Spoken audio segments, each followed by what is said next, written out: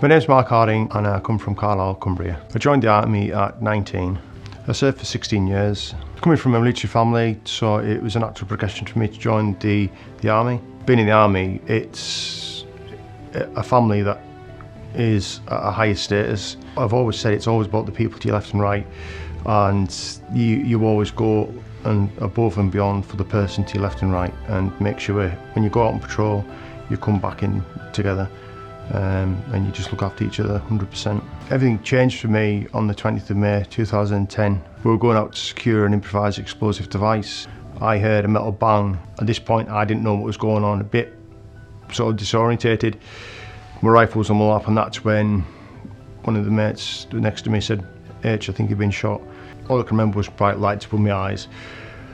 One voice saying, "Mark, where's it hurt?" And it says, "It hurts everywhere, just up the pain." At that point I was flew out and I was put into an induced coma, put into the high dependency unit in Selly-Oak. And then I got flew up to the James Cook Hospital in Middlesbrough.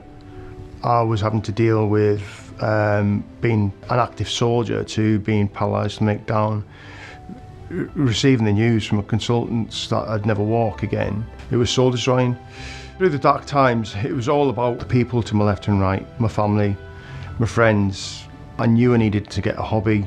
The Benevolent Fund were key, really. They were a lifeline for me. They provided me with a kayak to constantly do my training, a kayak machine. They providing sort of like the adaptations to my house.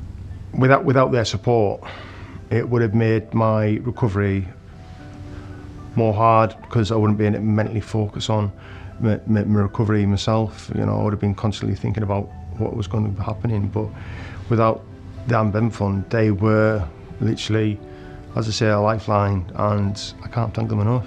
Without the Benevolent Fund there to support not just the soldier but the backbone, the wives, the children, they're a key asset to a soldier and the families. Since being injured, it's always been about giving back.